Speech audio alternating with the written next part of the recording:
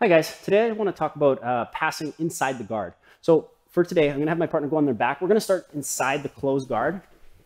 And basically what we're going to do, any generic guard break, doesn't matter. But of course, the first step, we got to open the guard. So again, I'm just going to control her shoulders, keeping them pinned on the floor, controlling her hip. I'm going to bring my knee to the tailbone. And I'm just going to start to cat stretch my hips back and drop my elbow down on the inside of her thigh, just to put some tension on the ankles and open the guard. Now, from here, it's very important that I'm not loose with my elbows. Everything is in nice and tight. I want to dominate the inside space here, okay, between her knees. I'm going to use my elbow, like I was opening the guard, to keep fighting the knee as I start to pass my knee through. I'm pushing the knee to the floor with my hand as I drop my knee over top of the thigh. Once my knee is over the thigh, my hand can come away. And again, I want to bring my knee right to the floor, but maintain contact with my toes on the mat. Okay, so I'm stapling her thigh to the floor. While this happens, as I drop my right knee, my left knee comes up. Okay, this is very important because I want to be stretching the space between her knees apart as much as I can to make it as uncomfortable for the guard player as possible.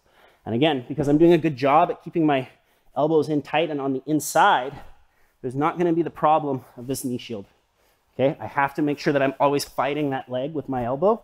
And again, just like in most passes, my goal is to get my chest-to-chest contact. So now there's nothing stopping me from starting to lower my chest. She might maybe block my bicep here.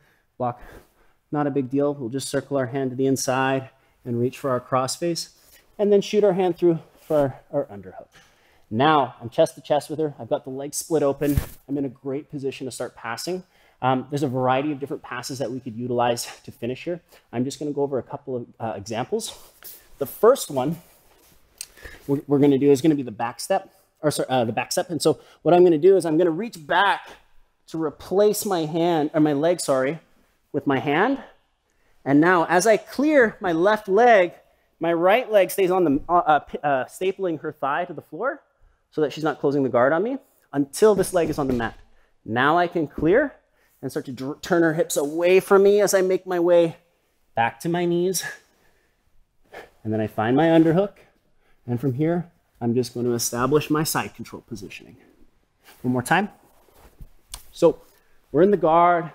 We start opening the guard up. I bring my knee up.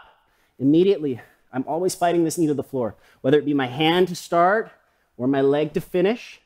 When my knee touches the floor, my other knee comes up. I'm going to start to sink my chest in nice and close, looking for my crossface and my underhook. Again, looking at the legs here, guys. If I keep my knee on the floor, she's going to be able to possibly reach her legs together and close the guard, making the pass harder. Or if I clear my foot, same thing. She'll just close the guard on my leg. So I have to keep the space open.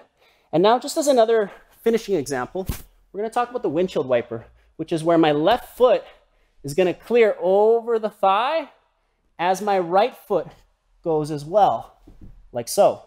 And the nice thing about this position is that because my toes are on the mat, I can now just start to bring my knee directly to the belly and establish my pass into knee on belly, which will give me both the 3 points for my pass, but also an additional 2 for the knee on belly. Another great example of passing to the inside would be a knee cut. This is actually my favorite pass. A very common reaction when the passer starts to bring this knee through is the guard player starts stiff arming it, trying to push it away, push it away. So rather than just trying to drive through the wall, what we're going to do is we're just going to redirect our force across the other side. So the same knee is going to go over the opposite leg now. And look, my hands will go from hip and knee to knee and hip on the other side. As I step over the leg, elbows in nice and tight, because again, same thing. I don't want to deal with this knee shield. So I'm always fighting that leg with my elbow and leaning into it. And again, my goal is to start establishing my chest-to-chest contact, my crossface, and my underhook. So from here, I'm going to start leaning in with my chest, reaching for the head. Chances are she'll meet my bicep halfway. I circle to the inside, establish my crossface, or a grip on the collar is fine even here. As I start to slide my knee through and forward, I'm going to start to reach for my underhook on the shoulder here. I'm going to pass my bottom leg all the way through. When I do this, it's very important that I don't sit to the floor here, because now my weight is on the mat, not on my opponent.